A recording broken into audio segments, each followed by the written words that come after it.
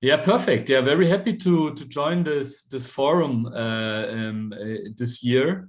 Really interesting also to reach out to the English-speaking investor community internationally. And I mean, what we have seen in the last years, also an increasing interest in international investors. So our investor base has been kind of diversified from more DACH-based investors into, I would say, yeah, pan-European based investors from the Netherlands, from the UK, from France, from the Nordics. So that's really great. So it fits perfectly into our kind of development as on the shareholder base side, but also in terms of our overall business strategy. As you can see here, building a European SaaS champion. So that's kind of the slogan we put in on our chest, and that's where we are heading to. And today I'm gonna start by presenting shortly the company for all of those that don't know EQS so far. Then I will shortly talk about whistleblowing, because that's our main growth opportunity for the next 12 months. So that's key. And then giving you an update on where we stand in terms of financials, how this opportunity is reflecting in our numbers. And afterwards, concluding with an outlook, basically showing what comes beyond whistleblowing. And we start with EQS, then very important, maybe you've seen it on the first slide as well, creating trusted companies. That's our slogan, and that's kind of why we're here and what we provide. So our solutions, our service, our task is to create trusted companies that build their trust towards all their stakeholders by acting with integrity and with transparency. So our tools support that. Mainly, as we saw with Vectron as well, it's about digitization, but not only. There is a big driver called regulation. So a lot of things are enforced by national or supranational bodies like the European Union. And I will come later to that. But the main goal of what we tackle is to create good corporate governance. And that's the foundation of it, is always trust. So EQS Group in a nutshell, currently we are nearly 600 employees servicing more than 4,000 SaaS customers and another 4,000 filing customers in the fields of corporate compliance, investor relations, and sustainability. So we provide solutions in order to comply, in order to do best practice investor communication, or in order to manage the kind of sustainability data within your company. We are listed at the scale already since 2006 and were founded in the year 2000.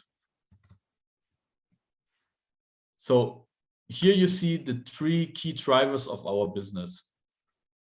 Driver number one, digitization. Everything we provide is digital solutions. So we provide a platform that allows you to digitize your workflows, automatize, be more efficient and fast in execution.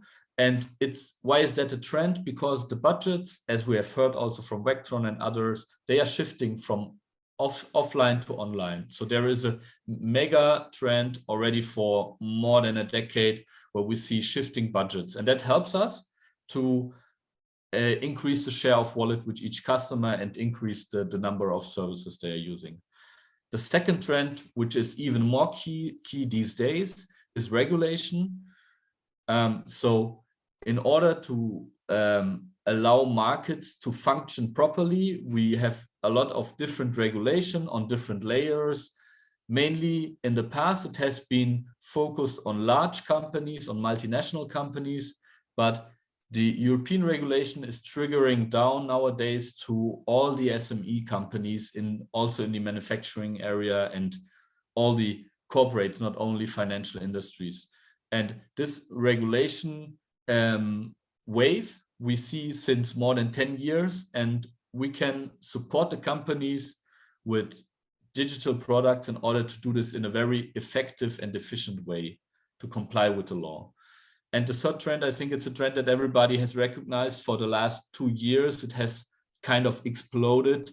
The interest has exploded in the financial community on the investor side, but also when it comes to banks, financial industry, the governments, and when it comes also to suppliers and selling to companies. ESG is becoming significantly more important for all of these stakeholders as a topic where they want to have additional information on how companies deal, how sustainable they work, how they are sure to improve on their KPIs in terms of energy efficiency or in terms of social KPIs or governance KPIs. And that's for us also a very nice topic. Somehow what we provide in compliance and IR is already governance. So that's governance solutions. But the other areas, the ESG and the NDS, also very interesting for us. And we look forward to provide new products in that field in the midterm as well. And all these kind of trends pay into our cloud business. So we have platforms where we can add new customers and sign up a SaaS contract and get profitable cloud revenues. Currently, we are in the land grabbing phase where we're trying to win as many customers as possible. And then in the next step, and I will talk about this in a minute, we're going to expand the customer relation. And that's very interesting because it's very scalable if you do it on a platform. Shortly on the shareholder structure. So the company has a rather stable shareholder structure. As mentioned at the beginning, we have new investors, also European investors, like Danske Bank or Gerlin from the Netherlands. But also management and the founder hold together a 20% share. And additionally, we have with the Investment Aktiengesellschaft für langfristige Investoren a very long-term German investor already with us since around the financial crisis. They started to invest, and yeah, great partner for us to continue to execute our long-term strategy. Overall, very stable, and that's a good backing for us, of course, to execute on the strategy. So let's look at our biggest whistleblowing, our biggest growth opportunity, the whistleblowing case. So the whistleblowing case means there is a legislation that regulates companies from 50 employees upwards. Here we're talking about 300,000 customers in Europe, potential customers in Europe, companies that need to comply with the regulation, with the whistleblowing law. And this is a European regulation that is now coming into force in all European countries. So the national parliaments, they have to transform this into a national law, and based on that, companies will need to comply with the law. The European regulation has kicked off already in December 2021, but still some countries are late, also Germany, with executing the law. Nevertheless, we have positioned our company as being in the pole position to execute that growth and to benefit from this regulation as much as possible. We've acquired 3 companies in the last 4 years, the Swiss market leader, the Danish market leader, and the German market leader. And by doing that, we not only consolidated around 2,000 customers under the roof of EQS, but we also came into the pole position being the European market leader for whistleblowing solutions. It's a digital platform in Europe. And this allows us now to benefit from the next, from this big wave, regulatory wave that is coming. And if what you can see here on the next slide is just looking onto the last 18 months, we could acquire organically, not through M&A, just by our sales and marketing activities and partner activities, we could acquire more than 1,000 new customers. And this growth is continuing, and it will be even faster once regulation has come into force in the main markets. And here we talk about Germany and France mainly. These 2 markets, they cover already around 50% of all the European companies that are affected by the law. If we look specifically onto Germany, we have two steps of the regulation. We have now 17,000 companies being regulated, most probably still this year by the whistleblowing bill that is already in the parliament and has been already in the Bundesrat, and most probably will be concluded in this year. And it covers all companies with more than 250 employees. They have to comply with the law and they have to have a whistleblowing channel in place. And in the next step, at the end of 2023, so in 12 months from now, companies between 50 and 250 employees will be regulated, and this is another 73,000. So already the German market is around a third, and we are by far the market leader in Germany, but we are also the European market leader. So that's a great opportunity for us.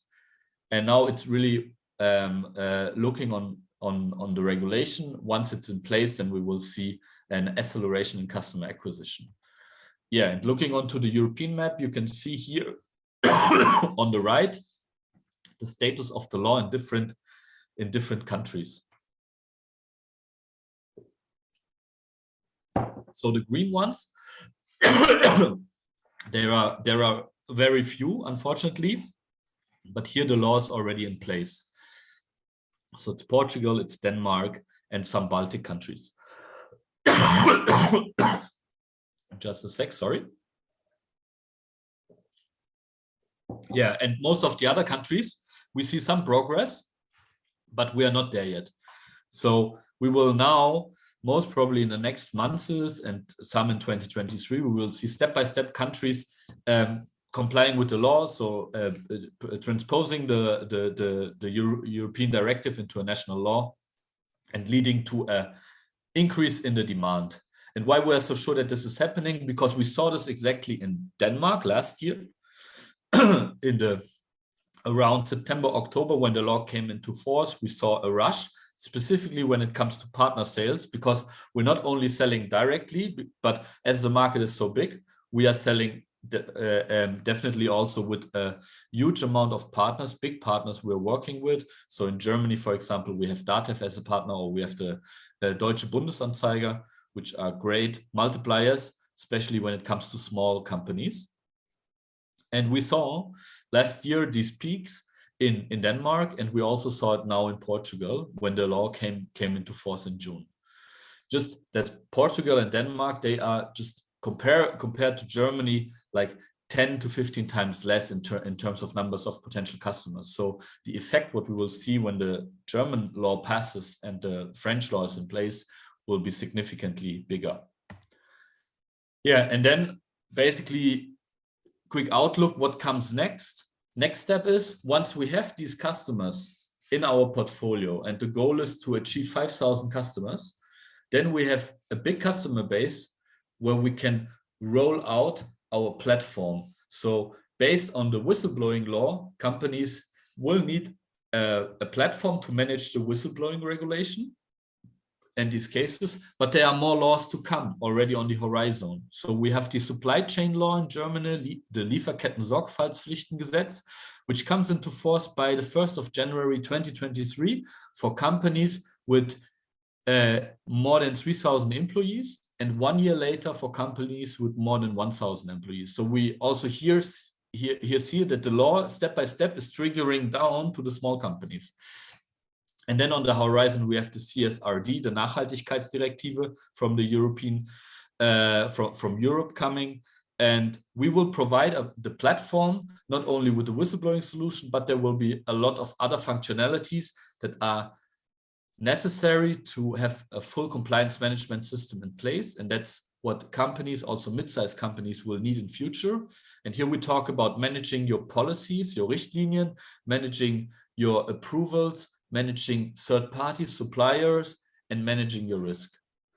And that's the ultimate goal, to then have the possibility to grow with the strong customer base acquired through whistleblowing, grow with them once they start their compliance journey and once they are growing to have a full compliance management system in place. So digitizing compliance, actually. So what does this mean in terms of financials? We have 6 main group KPIs, 2 sales KPIs, 2 financial and 2 satisfaction KPIs. Here we show always the sales and the finance KPIs. The satisfaction KPIs we show once in a year. What we can see here on the left tile up, the orange one, huge customer acquisition. The number of SaaS customers across all areas we have increased from 3,400 to 4,600 year over year. It's by acquisitions, but it's also the strong organic growth with the whistleblowing customers, what you saw. So far in the first 6 months, we had 456 new SaaS customers acquired. So this number is still looks good, but is still low for us because we expect a stronger, even stronger increase once the law is in place. And that is what we expect for Q4. Then we have the new ARR number, which basically shows the newly acquired recurring annual business volume is at 3.5 million, which is okay, but also the bigger part going to come in the second half. On the revenue side, you can already see that the very strong growth that we have is coming from compliance, 60% growth year over year. And the second area we have, the investor platform for investor relations, is kind of stable at the moment, which is more, it's an area that is more affected by the overall environment where we don't have IPOs and where customers are more reluctant on digital, on spending digital budgets. But for us, the compliance segment is around 60% of our revenues from 2021, based on 2021, and is driven totally by regulation. And that's something that is not impacted by the business cycles or the overall economic situation, but simply by when the companies have to comply, so when the law is coming into force. And looking onto the EBITDA, it's more or less flat compared to the year before. It's still at a lower level. So what we will see in the second half of this year is we will scale in EBITDA because the peak of the investments is basically past. So we have seen strong investments last year and this year, specifically last second half of the year and now this first half of the year. And these investments were, aside from acquisitions, they were mainly in the sales and marketing force and in the customer success team. Why is that? In order to acquire those customers, we are spending significantly now on marketing, and we add salespeople in order also to convert them and to manage those customers.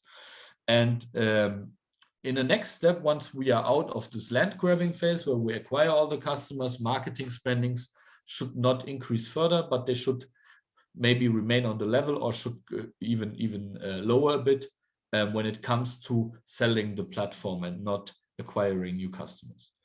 So that's a snapshot for the first half year on the KPIs. What you can see here again is just that the red, the orange columns show a stronger growth in the cloud area. So our cloud products and our recurring products are growing even on a higher rate than the overall revenue. So above 50%.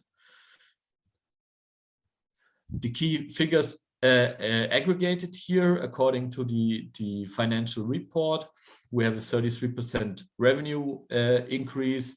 By that, the operating expense increased in the same speed. That's due to the investments, as mentioned.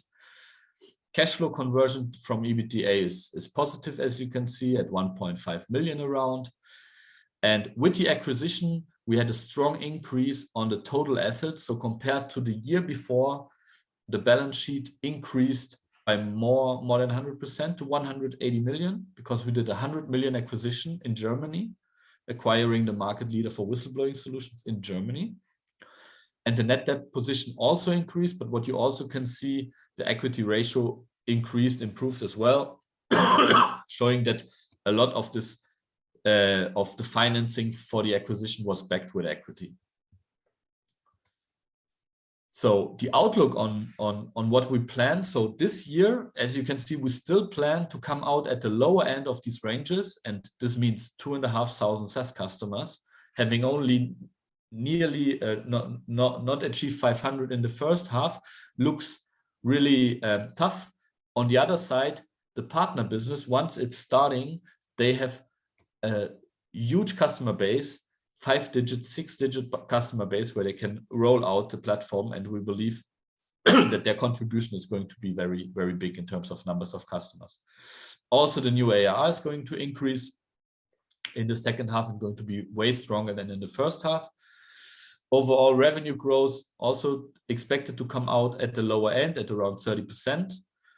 And here we have the other two KPIs for us. Of course, very important that customers are happy. So net promoter score should keep at a high level where we are, around 40. And employee satisfaction should also be at a high level, which is around 4 out of 5 stars, which we have in the external ratings from Kununu and Glassdoor. EBITDA expected at the lower range at 6 million. So you see 1 million achieved in the first half, 5 million to come in the second half. So now we really see the scalability coming from the second year onwards. Looking onto our midterm forecast, we have a midterm goal, what we want to achieve in 2025. It's out basically since 2017, since we started our investment strategy into compliance with then the various acquisitions we did. And the expectation here is to achieve 130 million of revenue by 2025, nearly 100 million coming from compliance, 98 million, and 32 coming from investor relations. So you see compliance is the growth driver also for the next years. And by having this growth in revenue, by rolling out the overall platform, the compliance cockpit to our customers that we are now acquiring with whistleblowing, we then have an operating leverage, and EBITDA is going to scale significantly to an EBITDA margin of at least 30%. So the goal is clear in terms of financials, in terms of where we want to be is that we want to achieve the leading position in Europe for global corporate compliance and for investor relations solutions. We have a strong market position. We are the European leader in whistleblowing. We are the DACH leader for investor relations. So we have a good basis, good foundation at the moment. And now the goal is to assure that we are the leading company here in Europe. And the chances are good because the competition in these fields are in IR. It's mainly local exchanges. So they are only servicing their market. They are listed companies. They are not pan-European. And in compliance, we have mainly local providers competing with us. We have 2 big US providers, but they have a big challenge to service and to go large into the European market because of a lot of reluctance from customers in terms of GDPR and data privacy and where clouds and the sensitive whistleblowing data is managed. So it's a unique chance for us to become a leading player in this field, and we're working hard on this. And that's now from my side. Very happy to answer your questions.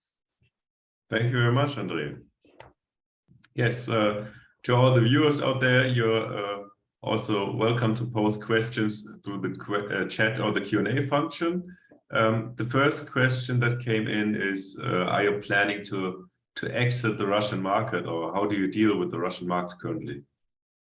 Yeah, it's a difficult situation, definitely, for all corporates that somehow have been active in Russia. We've been active in Russia since 2008, so it's really hard. We have built up a unique position in the investor relations field. It's not a big market for us. We're servicing a bit less than 100 companies, earning a bit more than 1 million of revenues, but a very profitable business. We are basically working with the big, large multinational companies, some of them also state companies, of course, but also some just like consumer goods or tech companies. And of course, since 2014, there were already a lot of sanctions out, so we couldn't work with several companies, and we did not. And now what we did since the Russian invasion into Ukraine began is we stopped to sell, basically. So we didn't acquire any new business anymore.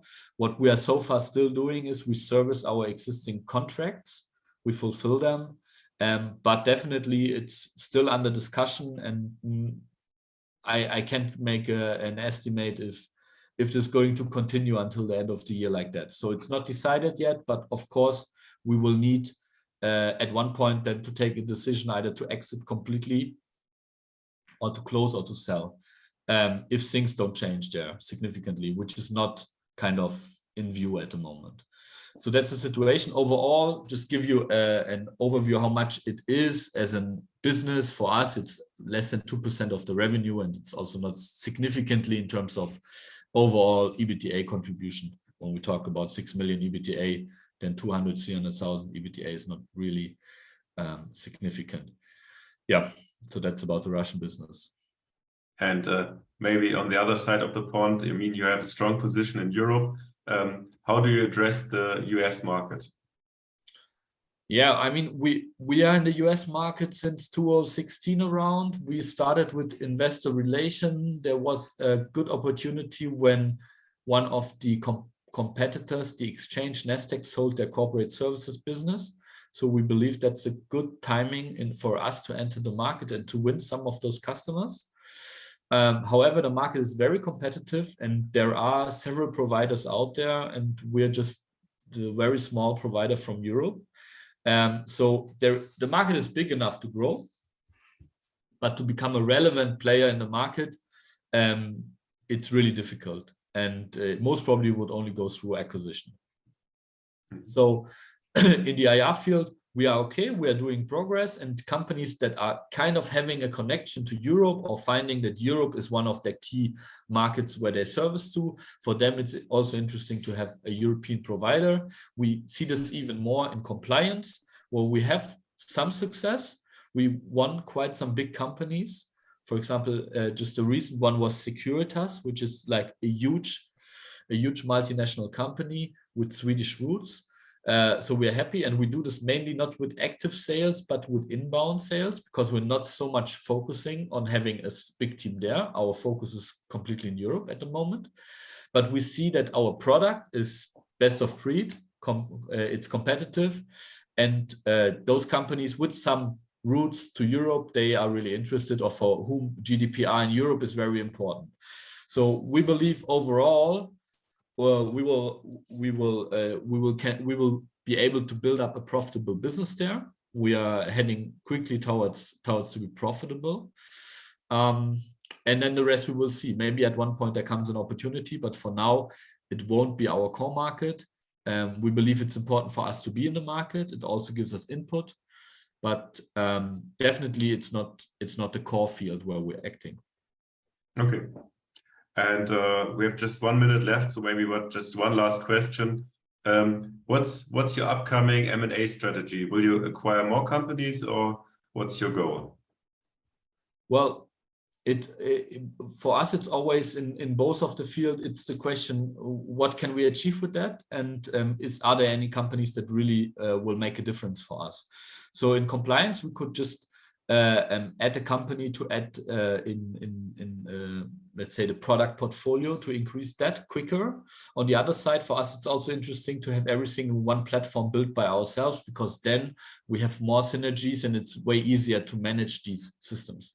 And for the customer, it's also nicer because there is no kind of clunky integration. But this could be if this has a favorable is a favorable step for us in terms of winning or improving our market position further, then we will do that. But the targets are limited in those markets because the markets are just building up. So just to finish that, we will continue to make, aside from organic growth, to look for targets in order to grow faster, but it highly depends on how the market evolves and how fast we evolve into that position that we want to achieve. Okay, thank you very much. Great presentation, and thank you for all the answers. Thank you very much. It was a pleasure. Have a good conference, and see you soon.